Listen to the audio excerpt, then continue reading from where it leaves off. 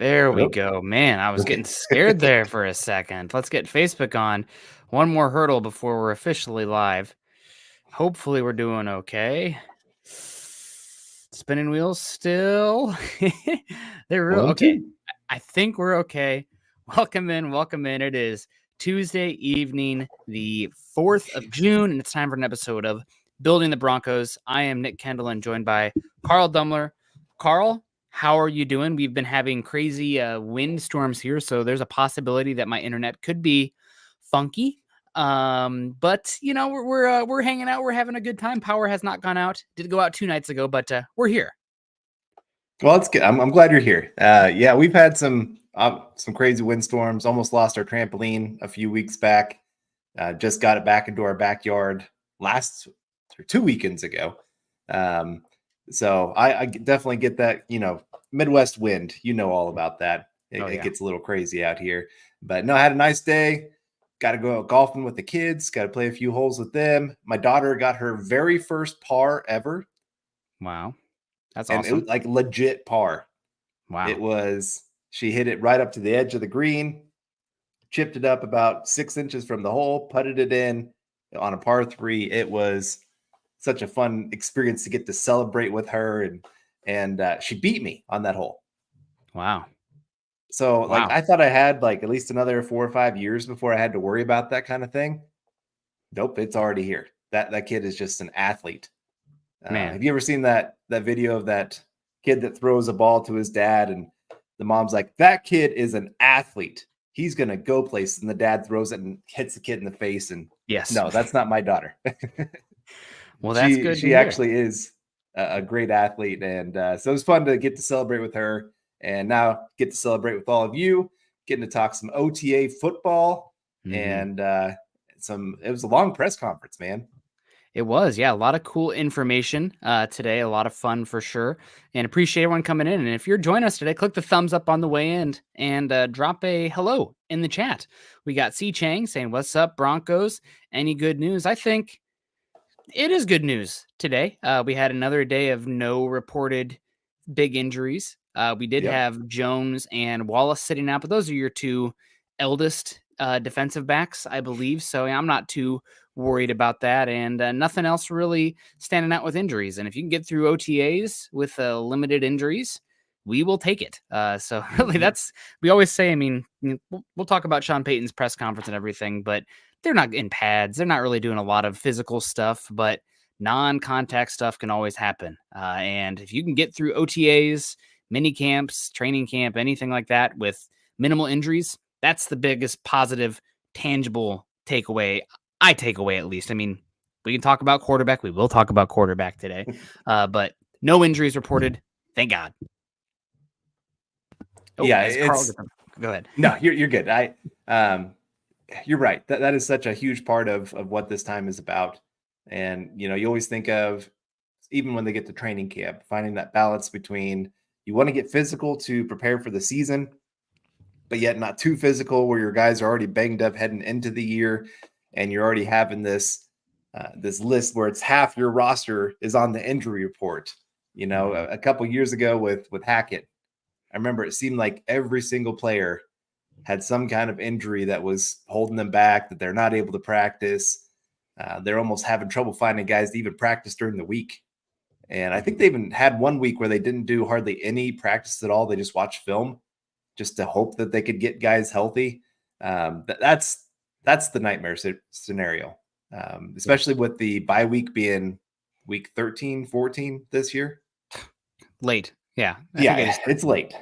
So you've got to come out of training camp relatively healthy to be able to last that kind of time period.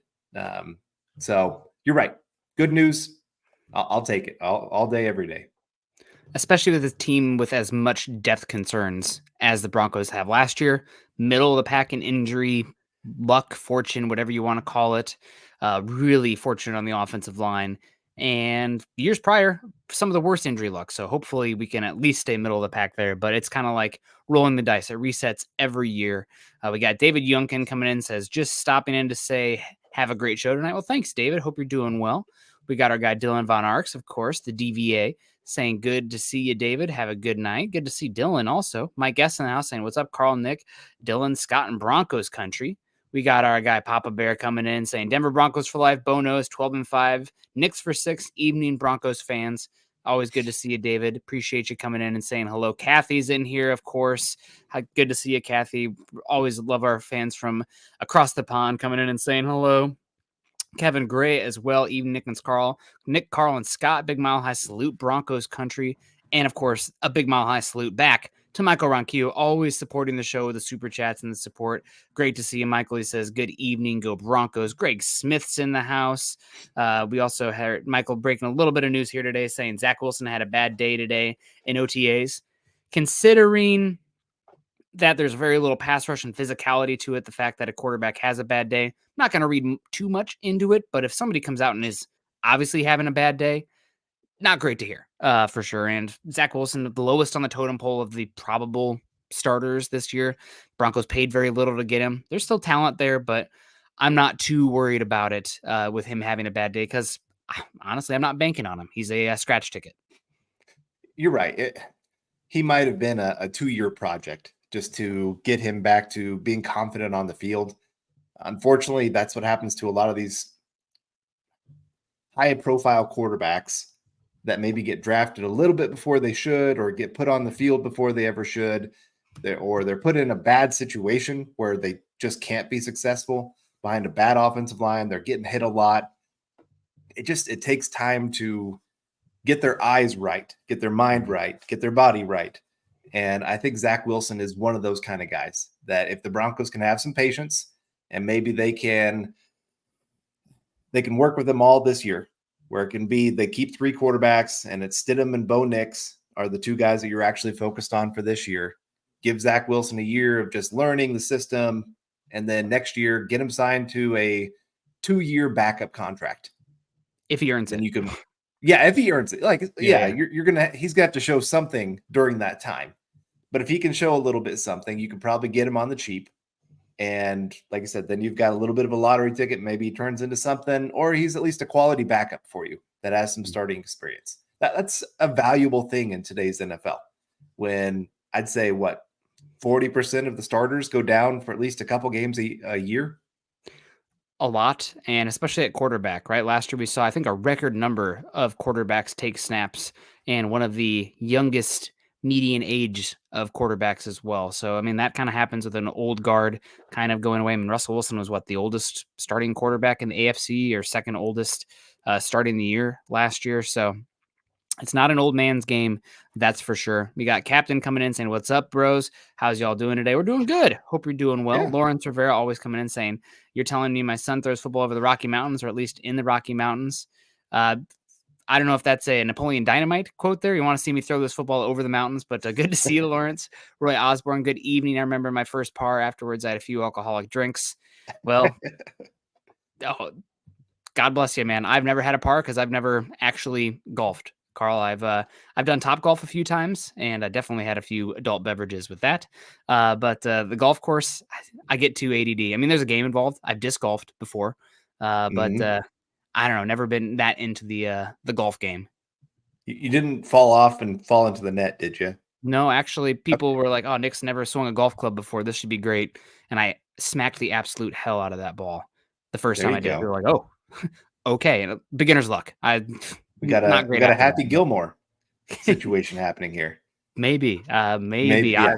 Happy can't putt. We got Flores saying, what's up, Broncos family? Shout out from Corpus Christi. Hope you're doing well. Texas is huge, of course, but just crazy hailstorms you guys are getting down there. Hope you got good insurance. Hope you don't need a new roof. Chase Wellner, building the Broncos. Good to see you. Always appreciate you. And man, always good to see you. We got I'm the Man. Choose kindness. Choose compassion. Choose Puke, Estime, and Perrine, and Watson. No McLaughlin. And out of all of the running backs on the Broncos today, I think only one was talked about. Now, granted, it is a press conference and there's some leading going on, but we had a lot of talk about, and we'll just get it off, breakout player. I don't know if he's a breakout player, so to speak, in OTAs, but it sounds like he is doing everything right, and that is Jalil McLaughlin. Now, Sean Payton talked about him today. First guy in the facility, already has 2 hours of work in when other guys are getting in for breakfast, and coming up, bothering Payton a lot in a good way about trying to add to the pass game specifically. I think there's some pass protection in there. Everybody drink. That's one of my, one-arm man in here with the needing your backs to pass protect. But Jalil McLaughlin, I feel like he's kind of been somewhat of a forgotten man with all the additions in the room, but now you got the knee scope with, of course, Estime. Pookie's had a hard time. P. Ryan you don't know about, but McLaughlin getting a really good shout out today from Sean Payton. Yeah, when coaches take notice of your work ethic, like if there is a tie, they're probably going to lean into the guy that works harder, just because they know, hey, this guy's going to give his all through everything that we have. Mm-hmm. He's going to maximize the talent that he brings to the table. So you're right. It's great to hear that he's been putting in the work. He did that last offseason too, where everybody kind of wrote him off. Do you remember the first preseason game? They misspelled his name on his jersey. Yeah.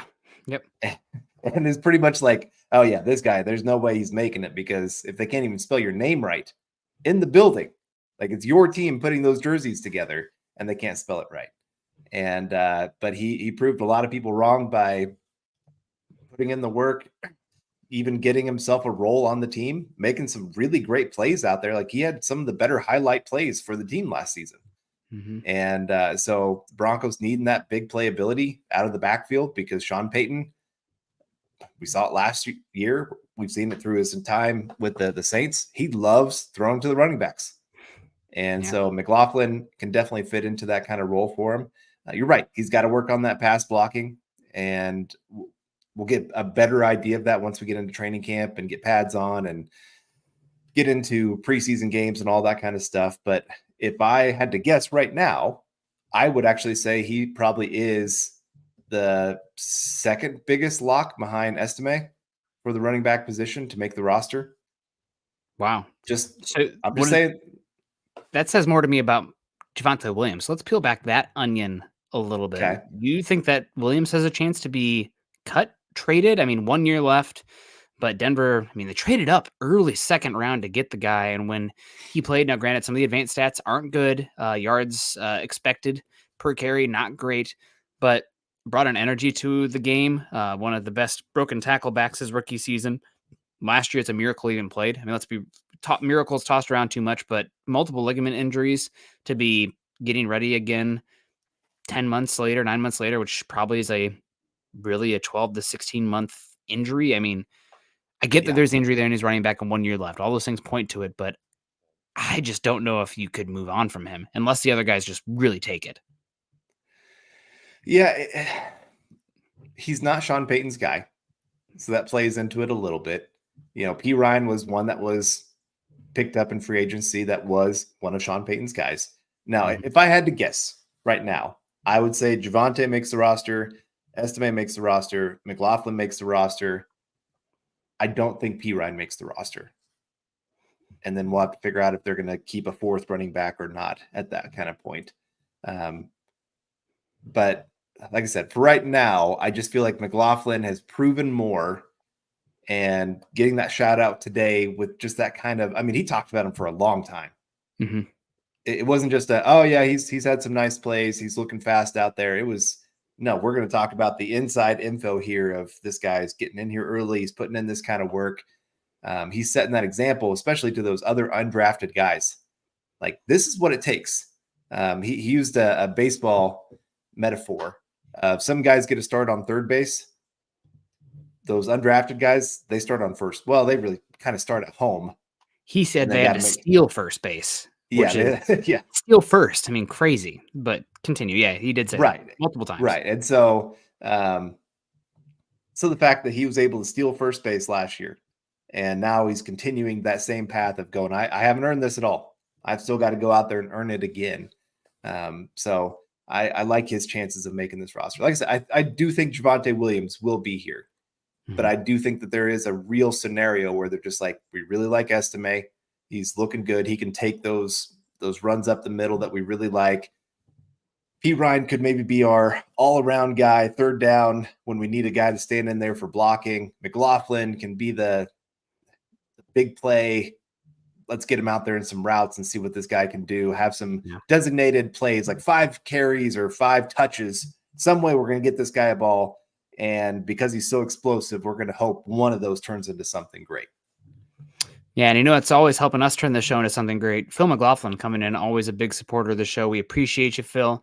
Says, good evening, Nick, Carl, and Deacon Scott. A little off topic, but I'm curious, why did Zach Wilson fail so far as a quarterback? Buckham, MHH for life, and Broncos for life. I think part of it is just the reality of drafting quarterbacks. There's such a premium on the position that teams are, even if they glimpse arm talent and stuff, you're going to take riskier picks on quarterbacks compared to other positions, and the hit rate will be much more volatile because of that.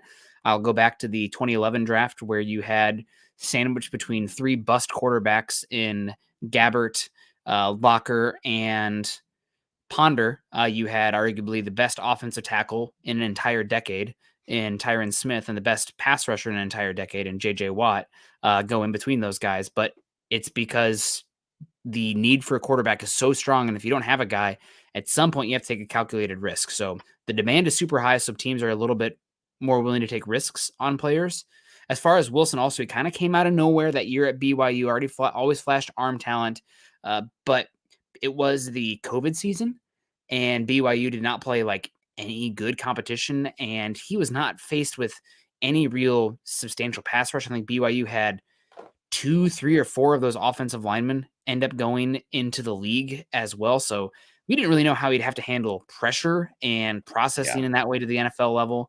Now, granted, there's always some level. You can see guys play at big level football and you still have questions about that based on the type of offenses, level of competition, this discrepancy in talent compared to what they have compared to their opponents. But those are big things for me. It's just Zach Wilson. He's not very good at the going through the mental side of the game. Big arm, loose arm, can throw off different arm angles, good enough athlete, twitched up, a little smaller than you want frame wise. But really it's the mental stuff for him. It's just hard to evaluate that. Yeah, I think so many people got caught up in the whole, we're going to find the next Mahomes. Like I said, that can throw from those different arm angles, can just make the wow plays that others just can't. And he can do a lot of that. But the little things of the position, that's where he struggles. From what I've read at OTAs so far, even though it's pressure that can't hit him, he's still drifting back. Like he's not stepping up into the pocket. And he did that at BYU. The little pressure he did have, he was still always drifting back. Now he has the arm to make up for it, but that's still not what you want to see from your quarterback. They've got to be able to step up. They've got to be able to understand where the pressure is coming from, feel it. And he just has not been that kind of quarterback. They're at the Jets. Again, you go watch his highlights and you're like, oh, this is a good quarterback. But then you go watch his lowlights and you're like, oh, wow, this is bad. He's not seeing how to, like I said, read a defense, to know how they're trying to attack him. So he's just, like I said, he's got to get the mental side. He's got to get the little details. He's got to be able to play within the frame of the play. Like, yes, you love that you have the magic ability, but 90% of the time you need to be able to play within the structure where you're going reads 1, 2, 3, and I've got to have the ball out in that 3 seconds. Mm-hmm. That's what you've got to be able to do on a consistent basis, and he can't do that.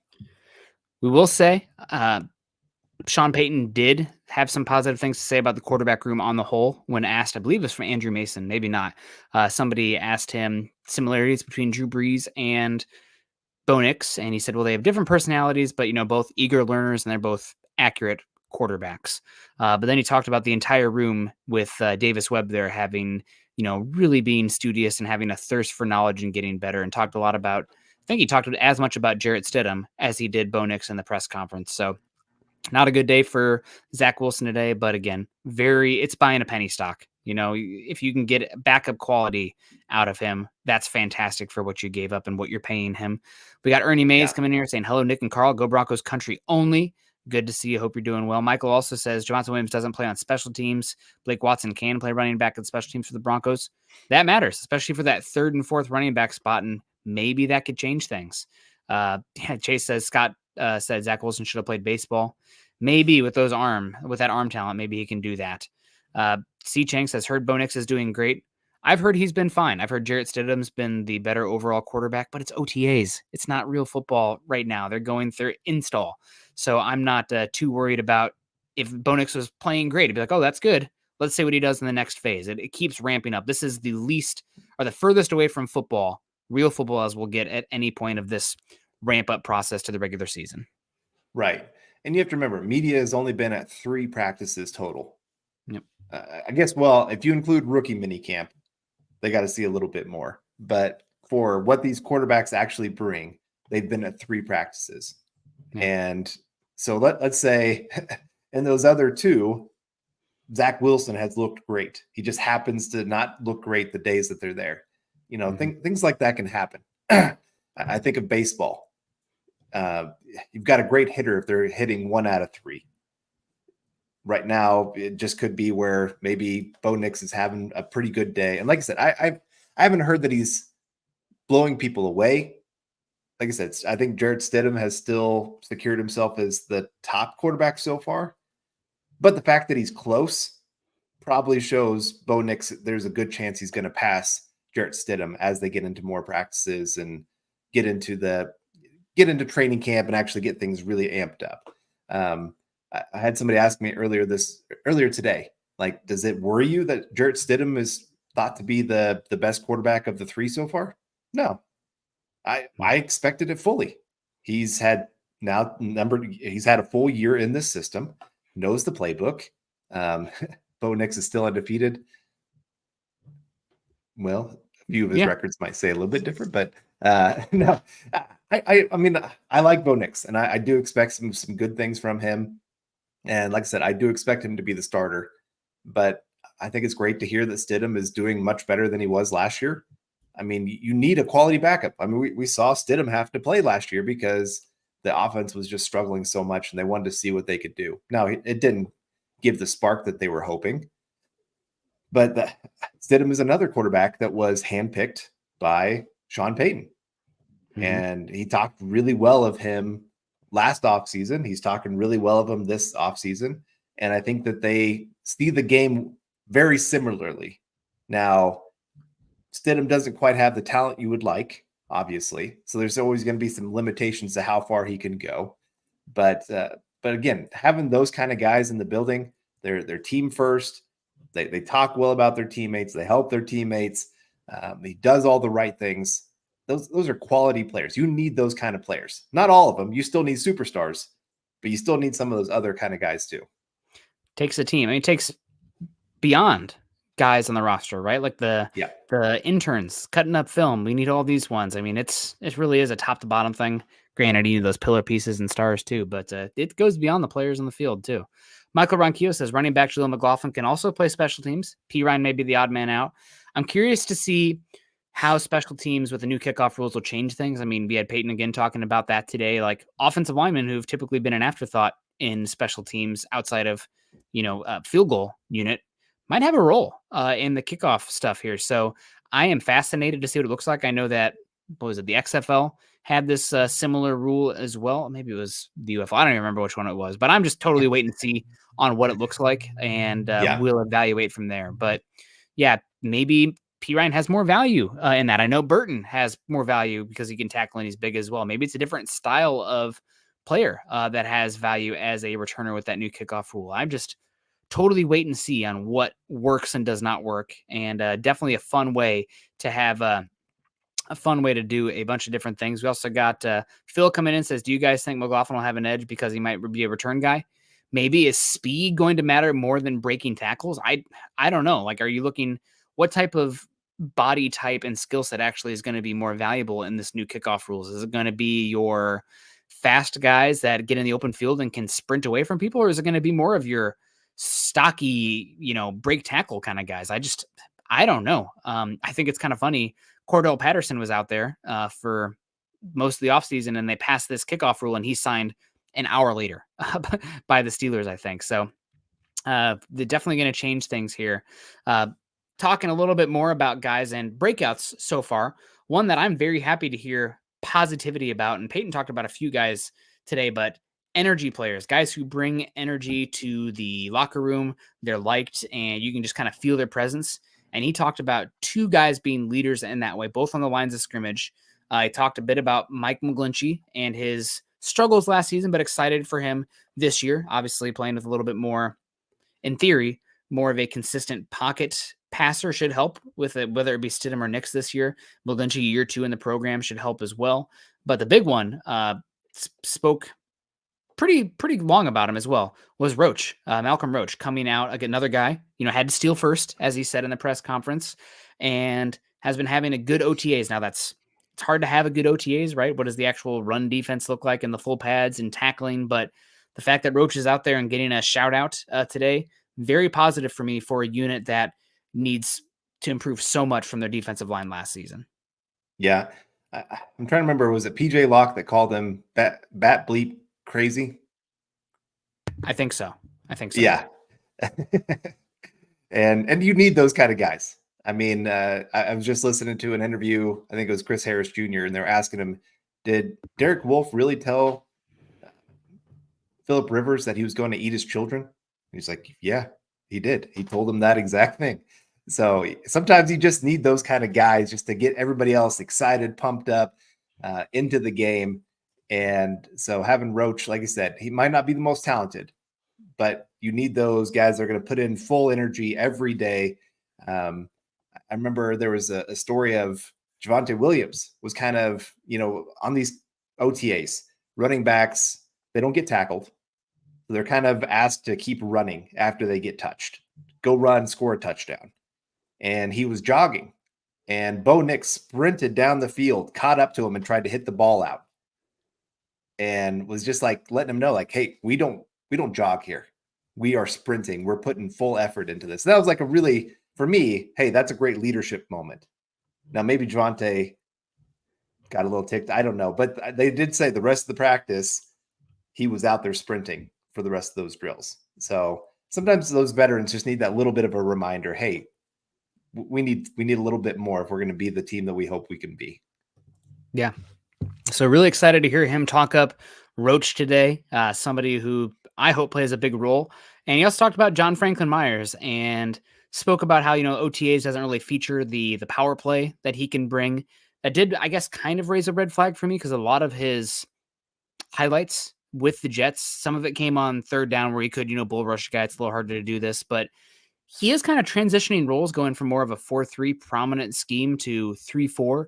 And if he's going to be a little bit lighter for that 5 technique body type, 4-eye, I guess, if you really want to be specific, that you'd hope he'd win with some more finesse moves in space and, just be able to swim past a guard or a center and do stuff. And that didn't really seem like what Payton was talking about. Again, not really worried about it. We'll see what it looks like when everybody's on the field. But we also did have a Franklin Myers shout out today as well. So very interior defensive line heavy. Hopefully that's a good thing and spells good things for DJ Jones, Zach Allen, the most prominent 2 guys on the unit this season with the 2 newcomers.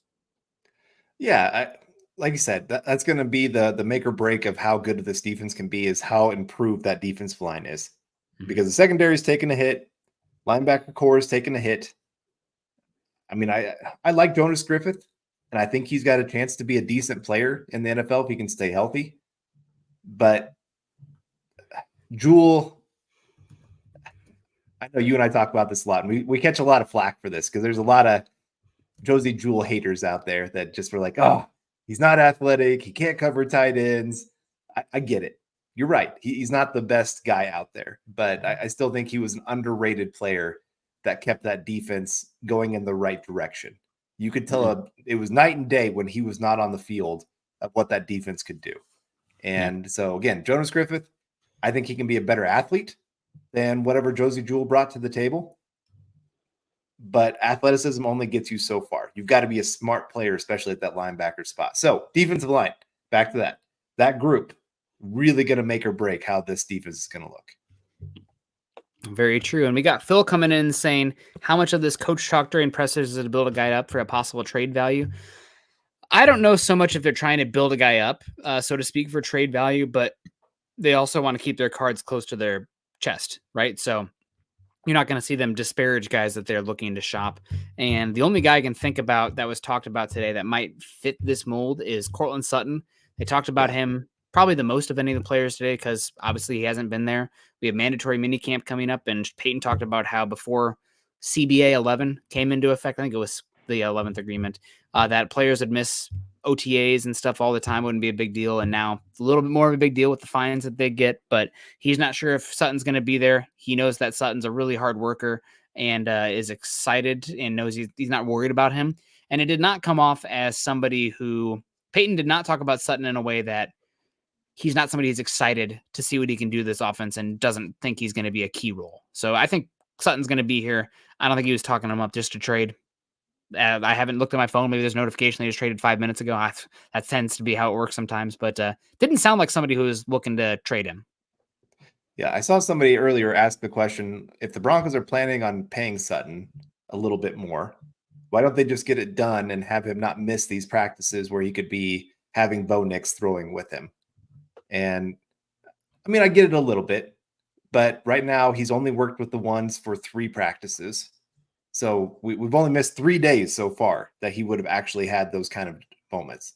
They could have been working after practice, and I'm sure that they're going to do that once he gets into the building, because that's just kind of the guy that Sutton is, that he'd want to get up to speed with the quarterbacks. But yeah, I'm not too worried about it. And like I said, I think he's about the only one that really has trade value when we're thinking of some of the other players. Like you said, he talked about PJ Locke a little bit, McLaughlin. Maybe he has a little bit of trade value if you'd really like Watson and you're trying to hype him up but again, running backs, people kind of, I think, get too focused on their own players and think that, hey, other teams are going to try to take them. Rarely do we see players that are cut when we get down to the 53-man roster go to other rosters. There's maybe, 4 or 5 players that really actually move from one team to the next. It's not as much as you would think. And like I said, I think sometimes you get your own guys hyped up a little bit more than you would realize. So JL Skinner's another one that he talked about. I don't think he has any kind of trade value at this point. Like I said, the defensive line guys, you just signed them, so you're not trading them. He talked about Kroll as another one, tight end position. But I don't think both those guys, I don't think you're looking to trade them because neither of them have any kind of trade value right now. Yeah, not really. I mean, when the Broncos were voted by PFF to have the worst tight end room in the NFL, teams are not trading for those kind of guys. They've got to go out there and prove it. I think there's still some talent there, some unproven talent, but they've got to actually show it on the field before a team would be willing to trade for that. So I'm not really worried about him trying to hype up players to be traded. Yeah, I just don't think that's probably much of a thing, but you never know. Some other players he talked about ad length today, and one that I'm excited about because, again, you and I and Scott are very defensive line heavy. Baron Browning, a lot of positivity about Baron Browning. Obviously, Browning was trying to get healthy again last year, and God, knock on wood or whatever you can find there, but he's had a hard time staying healthy dating back to college. Scott's knocking on his head. Good to see you, Scott. But he's excited to see what Browning can do. He got a good chuckle out of Browning being somebody you can invest in stock wise, like a person, an athlete that you can do in that market. I am not aware of how that works exactly, but got a good chuckle out of that. And Browning, somebody who last year of his contract, sounds like Payton is excited for him, and the role for the number 1 pass rusher is very open for the Broncos. So maybe Browning's that guy. He's definitely, I would say, the most all around gifted of the pass rushers, a little bit more size and power than Benito has. Definitely more twitched up and athletic than Cooper. But yeah, the role's open for him, and he spent some time hyping him up a little bit today, as much as Payton does. For sure. And we saw it last year when he came back from his injury. He had about a 3 or 4 game stretch there where he was looking very dominant. Like it was night and day what happened on that defense when he came back for a little bit. And then I don't know if maybe just kind of slowed down, wasn't in as good a football shape as you would hope, and wear and tear on the body started kind of showing up. He was another one that coming back from that injury you got to question, did he come back too early? I know that they needed some kind of spark for that defensive line, but yeah, I think he could be a decent pass rusher for the Broncos. And like I said, he's the best all around guy on the roster for that group. He can help in the run game. He can get after the quarterback. He can win with power. He can win with a little bit of speed. He's got a few moves.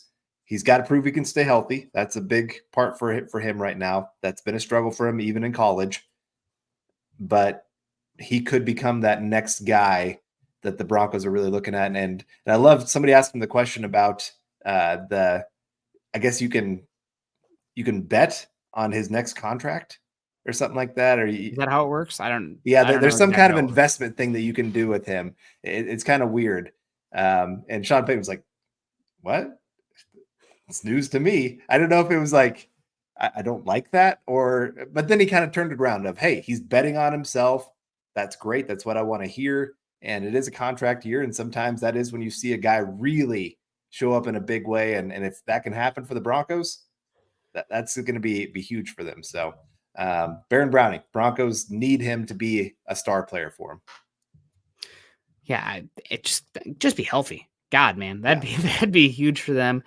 Final guy that I wanted to touch on that I can think of in the press conference that has stood out. You talked about PJ Locke a bit. He said that scout team he stood out, a little bit down the stretch last year after some struggles early on, but we're not going to find out more until mini camp, puts on the pads. Is he better fit in run game, pass game? But somebody spoke about, again, the work ethic and just the drive to get better is PJ Locke. We talked about who's going to be that number 1B safety opposite Jones. Obviously, Jones, when you paid him, he's definitely going to be a starting safety for you, but a little bit of competition there with that next one. Maybe Moss, maybe Skinner, like we talked about. Obviously, Stearns, Caden Stern, if he's healthy. But, and we hit on McClinchy, Michael, thank you. But, and thanks for the stars, man. You're the best. But PJ Locke, a lot of positivity about the work ethic of Locke, and it sounds like Payton's definitely happy to have him back in here, and I'd put him as the polling favorite for that safety opposite Jones right now. Who do you think Jones is more of a lock to start than PJ Locke? Yeah, I mean, they paid him on the open market where Locke, both those guys are free agents, and they paid like very little for Locke to come back. And Jones got a good contract considering where the safety market has gone. Okay. No, I mean, I'm with you there. I'm always follow the money. When it comes to market and everything, like, is wide receiver more valuable than offensive tackle? Well, wide receivers getting paid more than offensive tackle, so I think that's a good indicator of value. And they paid Jones, both the agents. Jones got a lot more money, so I would say he's much more of a lock, unless injuries stuff happen. But based on the money, for sure, Jones. For sure. No, I'm with you. I just think PJ Locke being in this system knows it well, showed himself well last year, coming in kind of a weird situation. And like I said, he's kind of stepped into some of those leadership roles. I loved they talked about PJ Locke with when he went down with some injuries. He would sit on the sideline with a helmet with the microphone in there, so he could hear all the play calls, so he could be run through it all in his head. A lot of those guys, when they're on the sideline hurt, they're all kind of in their casual clothes, hoodie, that kind of thing, just talking to each other. To hear that he's in there, like locked in, that's a great thing to hear. And it wouldn't surprise me if he's one of those guys that really steps up this year compared to what a lot of people think he's going to be.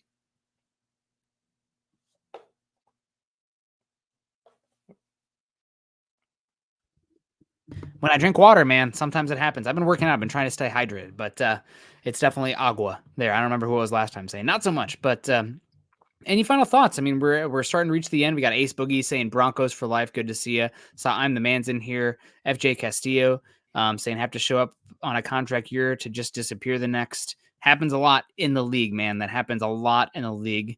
But I'm still pulling for the players more so than the owners. Obviously, want them to get some value, but your window is very fleeting in the NFL. So make hay while the sun shines.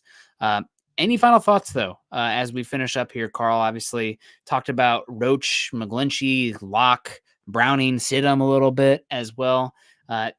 Anything else from OTAs, obviously, with everybody there? I'm not going to take too much from the quarterback competition. And we can save another day about our thoughts on Stidham versus Nix as we get a little bit closer. Obviously, quarterback's the big one, but anything else? Right. Well, and we'll get more information, especially on that competition, when they get 3 straight days of media being at the mini camp coming up.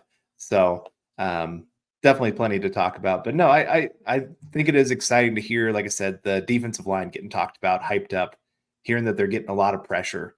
I know that means the offensive line is getting beaten, but I'm not really that worried about the offensive line. The core 4 starters and whoever's going to be the 5th one at center, I think they're going to be fine. But the fact that they're winning against some of those kind of guys has me excited to see what this group can do compared to last year. Yeah. I'm hopeful. And also we got Lawrence Rivera saying, when's the next time the Broncos are going to pay someone? This offseason, man. They still have dead cap, but the way the contracts are set up, you don't have to pay very much that first year. So they'll backload those contracts a bit. I expect, and with the rookie quarterback contract stuff going on with Bo Nix, Denver's going to be able to go out there and pay some folks this offseason. Probably, though, your next big contract might be internally, and we're on Quinn Miners / Pat Surtain watch for those ones. But Denver's going to be able to pay somebody. Got rich owners. I'm not worried about it. I just hope that they spend wisely. That's obviously been one of the biggest problems here lately, is they've just kind of thrown big money at players that maybe, Russell Wilson didn't deserve it. They should have let him play on his contract that they brought him in on. I know that's usually part of a trade, is we're going to trade for you and then we're going to work on a contract. That usually is how it kind of works. But still, it would have been nice if they would have given him a year and then go, oh, wow, we made a big mistake, and we're able to move on without as much cost as they have right now. But we do have Michael coming in again saying, great show tonight, Nick and Carl, and building the Broncos. Go Broncos. Thank you, Michael. Really appreciate that. And, the nice thing is those 2 guys that you just listed, I'm not worried about them being able to live up to their contract. Like those are 2 guys that actually play at a top 5 level for their position. Mm-hmm. It's when you're paying those guys at that next tier, the 6 through 15 at their position, and you're paying them top 5 money. That's when you get yourself in trouble. So Quinn Miners being a top 5 guard, I mean, you could argue who belongs in that kind of conversation, but I think he's gotten himself into that conversation. And Pascal Surtain, he's there. I don't think there really is much of a discussion. He's a top 5 cornerback in the NFL. Yeah, absolutely. Thank you, Michael, so much for the stars, saying great show tonight. Also, one last one here from Pearl. Who will be the leaders this year in the locker room with all the leaders left? I still think Sutton is a leader. I mean, even though he's missed, they put him in the most recent graphic, and donning the new uniforms. Payton with the quib today, like, oh, he's not here because he doesn't like the uniform. So I appreciate that. Payton's funny when he wants to be, for sure. Other leaders, I mean, obviously the coaching staff is probably going to be really leading here. Sean Payton's going to be a big one. Zach Allen having that contract, getting a little bit older in that role. Alex Singleton will be a leader, of course, as well. And McGlinchey and Powers. So a lot of the guys that they've paid. When guys get big second contracts and they're brought in, a lot of times those guys are the ones that younger players look up to. Like, if you follow this guy, you're going to have a chance to make some money in the league. So those are the obvious ones to me. Yeah, I know PJ Locke talked about him and Surtain both needing to step up to really fill that void of Simmons leaving. So I have to see. Surtain kind of reminds me of Champ Bailey, and he's kind of more of the quiet leader. I'm just going to play outstanding football, and people are just going to be amazed by that. I'm not going to be that rah, get in everybody's face, get them all excited. That's not who he is. And so, I mean, you still need those. You need those rah guys like a Nakeem Talib. He was kind of that guy for you. TJ Ward back in 2015. But he also kind of had the silent guys behind the scenes that were doing a lot of things, doing some great things just by the example they set and the work ethic that they put into the game. And we got Todd Ostendorf coming in with the $2 saying, best team in MHH. Thank you, Nick and Carl. Thank you, Todd, for that compliment. Means a lot to us.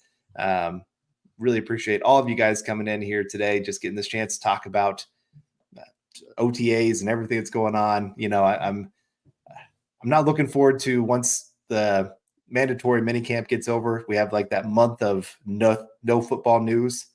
Seems like the only news that comes out is players maybe getting themselves in a little bit of trouble. So that's like the worst month. You're kind of holding your breath. Please don't have somebody go do something stupid. So yeah, but no, it seems like Broncos really locked in this year. It seems like players are very excited. They got a young team, which sometimes that can mean some really good things. It's a lot of unknown, unfortunately, with this team. They could be a 4-win team. They could be a 10-win team. I wouldn't be shocked by either way. Young team, young quarterback, a lot of directions they could go for sure. Todd Ostendorf closing us out here, $2 saying best team in MHH. Thank you, Nick and Carl. Thank you, Todd, for supporting us. Also, Dylan says great conversation as always, everyone. Make sure you share the pod on all your platforms. Hit that like button on the way out. A little bit goes a long way. Thank you so much, Dylan. We appreciate you guys so much. Make sure you're following Carl on Twitter. Carl is at Carl Dumler MHH. I am at Nick Kendell MHH, Twitter, X, whatever the heck you want to call it. Also follow us at Mile High Huddle if you haven't done so yet. Our Facebooks are facebook.com/Mile High Huddle and facebook.com/Mile High Huddle pod. If you haven't done so yet, please join us over on YouTube. Subscribe to the show, Mile High Huddle, like this show specifically, and share on your social media platforms as well. Shout out again to all the super chats coming in today. David Mickelrath, Phil McLaughlin a few times, Lawrence Rivera, Michael Ronquillo, of course, and Todd Ostendorf closing us out there. You guys are great. Carl, always fun to do this. Let's do it again soon. Maybe next week. We'll see. I don't know. But it's always fun. Have a great one. Congrats to your daughter on getting that par today. How old is she? She is 9. I'm not even a golfer, and that's impressive. Good for her. Proud dad moment. We're going to get on out here, guys. You have a great rest of your day. Happy June, and choose kindness, compassion. Go Broncos.